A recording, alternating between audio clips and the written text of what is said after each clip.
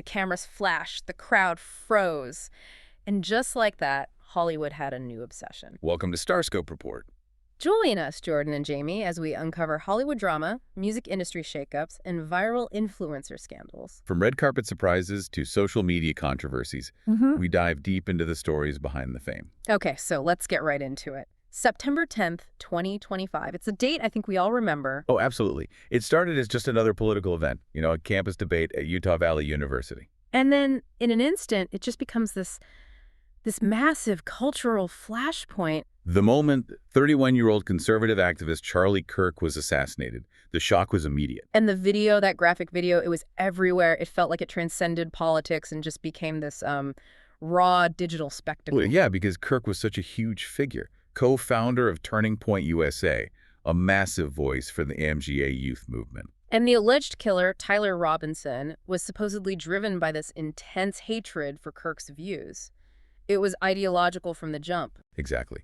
So what we're doing in this deep dive is we're giving you a shortcut through all that chaos. Right. We're going to track how this one tragedy completely shook up Hollywood and dragged two major celebrities, Amanda Seyfried and Jimmy Kimmel, into the firestorm. And to really get the intensity, you have to look at the immediate reaction. Yeah. I mean, politically, the movement basically got a martyr. A huge one.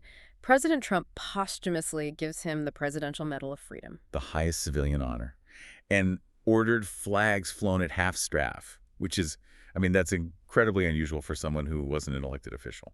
And that official response was totally mirrored on the ground. TPUSA got something like over 62,000 requests for new chapters. A huge surge. Yeah. But the thing that really amplified the shock was just the speed of the video. Oh, for sure. The traditional news outlets, they tried to be cautious. Right. They'd show the moments before the shot or the panic after, but not the event itself. But on X, on TikTok, on YouTube, the uncensored, explicit video was just instantly there from every angle.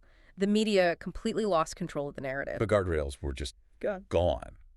And that created this vacuum that was filled with these extreme reactions. Before we even get to the A-listers, look at how quickly institutions cracked down on anyone who stepped out of line. Absolutely. The climate was just immediate professional consequence. Yeah. There was that GW administrator who called the killing fair. Fired. Instantly. And then you had government employees, people in the Marines, the Army, even the Secret Service, getting investigated or suspended just for comments they made online. So that set the stage. The baseline was, you do not criticize the deceased. It could be career-ending. Which brings us perfectly to our first major flashpoint. Yeah. The Amanda Seyfried firestorm. This is where celebrity authenticity just collides head-on with political reality.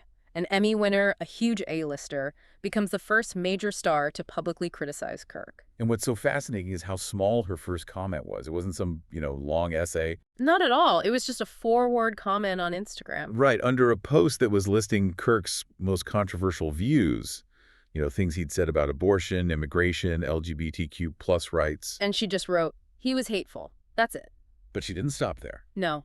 She followed up on her Instagram stories with this, really cryptic message. You can't invite violence to the dinner table and be shocked when it starts eating. And that just poured gasoline on the fire. Yeah. People immediately accused her of justifying the assassination. And the timing for her was just awful. She was in the middle of a huge promotional cycle. Two big films, right? The Testament of Anne Lee and the thriller The Housemaid. Exactly. So the calls for boycotts started spreading like wildfire, threatening to completely sink those movies. But wait, how could someone like her... everyone sees her as so grounded, right? She works on a farm. She avoids all that diva behavior. She won an Emmy for The Dropout. Right. How could she think writing he was hateful in that specific moment would lead to anything other than just total career chaos? And that's the core of it, isn't it? Yeah. It shows this huge disconnect between wanting what she later called spirited discourse and the reality of our digital world. There's just no room for nuance in a moment like that. None. There's only alignment. It's like if you weren't actively mourning the martyr, then you must be on the side of the killer. There's no in between. But she didn't back down. She came back on Instagram on September 17th, and she tried to defend her position. Yeah, and her defense was all about holding two conflicting ideas at once. She said her comment was, quote, irresponsibly, but understandably, taken out of context. She basically said, look, I can be angry about the misogyny and racist rhetoric that Kirk spread. And I also believe that his murder was absolutely disturbing and deplorable. It's a powerful distinction to try and make, but then she dropped the hammer. Oh, yeah. Her final line was maybe the most definitive statement on celebrity free speech we've seen in years. She said she was not fucking apologizing. Because, in her words, what she said was pretty damn factual, based on his actual quotes, and she's free to have an opinion. She was fighting for the right to state a fact-based opinion that went against the national mood. And the fact that her voice, as she put it, was stolen and recontextualized. It just shows how impossible it is to inject nuance into these debates. It really does. Okay, let's unpack this. While Amanda Seyfried wrestled with outrage on social media, the political establishment was gearing up for a far more direct confrontation, weaponizing the airwaves. And that's not even the wildest part. Later, we'll talk about how one late-night host's comments led to a shocking corporate shutdown and a full-blown First Amendment debate in Washington. Right. If you're loving these Hollywood twists, make sure you're subscribed. We've got even crazier stories ahead. Okay, so this is where the story shifts from social media mobs to corporate and government power. Exactly. We moved to late-night television, specifically Jimmy Kimmel Live, right after the accused killer, Tyler Robinson, was identified and linked to far-left politics. And Kimmel, I mean, he's never been one to hold back his political views. Not at all. He went right after what he called the MAGA gang, accusing them of hitting new lows. His point was that they were desperately trying to characterize this kid who murdered Charlie Kirk as anything other than one of them, just to score political points. And that comment, coming from one of the biggest platforms in American media, set off a massive chain reaction. A truly shocking one. Disney, which is ABC's parent company, just pulls Jimmy Kimmel Live off the air. Indefinitely. On September 17th, the exact same day, Seyfried was posting her clarification. And this wasn't just some simple programming decision by the network. This came from huge pressure from two really powerful forces. The first force was the local affiliates. I mean, the stations that actually broadcast ABC program across the country. Right. Big station owners like Nexstar and Sinclair, they just started preempting the show. Pulled it from the schedule in 32 different markets. And their reasoning was very direct. They called Kimmel's remarks offensive and insensitive at a critical time. Yeah. When your affiliates revolt, the network has a huge problem. But the second force was even more alarming, I think. This is where you get government intervention. The FCC chair, Brendan Carr, he comes out and publicly condemns Kimmel's comments. That's a monumental step, isn't it? For the head of the FCC to single out one host's monologue. It's huge. He said broadcasters have to broadly serve the public interest, and then he literally thanked Nexstar and Sinclair for taking action. Wow. So when the guy who regulates your broadcast license praises the people who are silencing you, that's more than just an opinion. That feels like a threat. It was perceived as government leverage.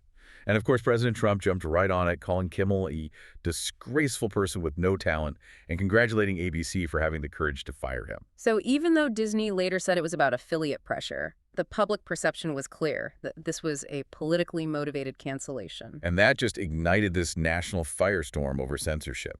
Kimmel's allies fought back hard. Yeah, former President Barack Obama framed it as the Trump administration taking cancel culture to a dangerous level. He called it government coercion, plain and simple. Senator Elizabeth Warren echoed that. She said, look, when the head of the FCC is talking like this, it's a threat to a broadcaster's license. It's government overreach, whether you agree with Kimmel or not. And his late-night colleagues, they all rallied around him. I remember Stephen Colbert doing that tribute, saying, "Tonight, we are all Jimmy Kimmel." They saw it as the government trying to silence a critic, a really dangerous precedent. But we should also mention the other side of it. There were people like actor Rob Schneider who criticized Kimmel's supporters. Right. His point was basically, why is everyone so upset about a TV show being canceled, but not about a young father getting murdered? It just showed how divided the whole thing was. So what was the final outcome? The suspension lasted for about a week. The show came back on September 23rd, and Disney's official line was that the comments were ill-timed and thus insensitive. A week-long shakeup that revealed just how vulnerable even the biggest media figures are to this kind of coordinated pressure. For sure. Stay tuned and hit that subscribe button so you don't miss what's coming next. So let's bring this all together. The assassination of Charlie Kirk creates this vacuum where the rules for public speech are being rewritten in real time. And we have these two parallel stories that show you who's enforcing the new rules. On one side, you have Amanda Seyfried. She's fighting the social media mob.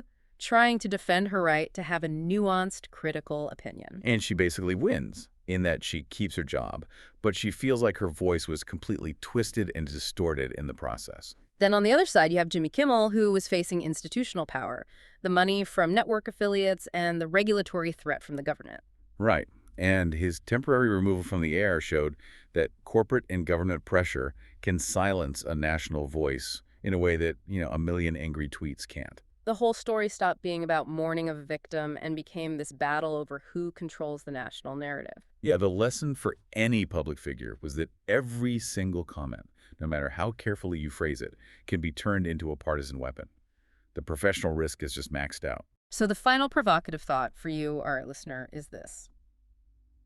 If an established, respected actress like Amanda Seyfried can't express a complex thought without facing career annihilation, And if a major late-night host can be taken off the air by this combination of corporate and political pressure, then what does that mean for the future?